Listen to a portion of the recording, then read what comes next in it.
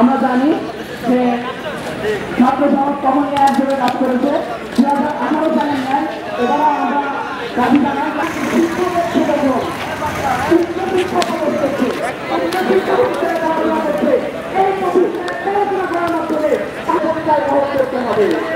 High court না রাজপথ, high court না রাজপথ, কোটা সংস্কার, কোটা বৈষম্য নিপাত যাক।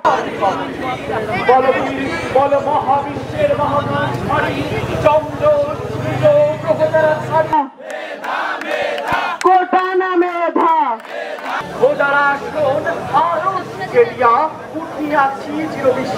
আজকে এখানে ইসলাম বিশ্ববিদ্যালয়ের ছাত্র সমাজ একত্রিত হয়েছে একটি যৌক্তিক দাবির।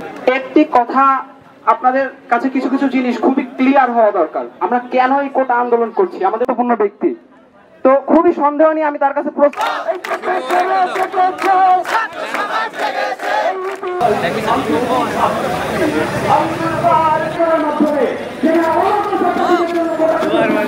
আজকের নাটিকা, এই সংক্ষিপ্ত নাটিকাতে আমরা মিলে এই যে দীর্ঘদিন ধরে যে আন্দোলনটা করতেছি, এই আন্দোলনটাকে সংক্ষিপ্ত আকারে মানে ফুটাই তোলার চেষ্টা করছি। নগদের কাছে সব গ্রাহকই প্রিয়, তাই তো সারা দেশে ক্যাশ আউট চার্জ সবচেয়ে কম। তবু এই কোটা বলবৎ ছিল, 30% কোটাই বলবৎ ছিল। আমাদের প্রশ্ন হচ্ছে এইখানে যে আপনি ঠিক কতদিন পর্যন্ত এই জিনিসটা চালিয়ে নিয়ে যাবেন? আজকে মুক্তিযোদ্ধাদের নাতিরা এসেছে, আমরা বলেছি আগেই আমাদের আন্দোলন শুধুমাত্র মুক্তিযোদ্ধার কোটার বিরুদ্ধে না, আমাদের আন্দোলন কোটা প্রক্রিয়াটাকে একটা সমন্বয়ের মধ্যে নিয়ে আসার। আজকে যদি আপনি মুক্তিযোদ্ধাদের নাতি নাতনিদেরকে কোটা দেন, তাহলে তার পরবর্তী জেনারেশন যে আপনার কাছে দাবি করবে না যে আমার বাবা কোটা পেয়েছিলেন আমি কেন পাবো না, আপনার কাছে কিন্তু এর কোনো সন্তোষজনক উত্তর নাই।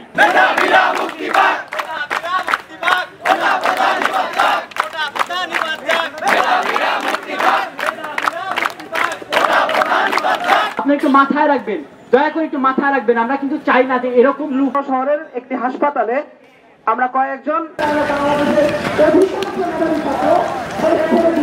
এরকম মুক্তিযোদ্ধা, উনি ওনার বিভিন্ন গল্প শোনালেন। ওই 10-15 এবং সরকার যদি যে ধরনের উপহার, দেশের সর্বোচ্চ উপহার মুক্তিযোদ্ধাদের দিতে চায় এবং দিতে উদ্যোগ গ্রহণ করে, আমরা সেই ব্যাপারে সরকারকে সাধুবাদ জানাই।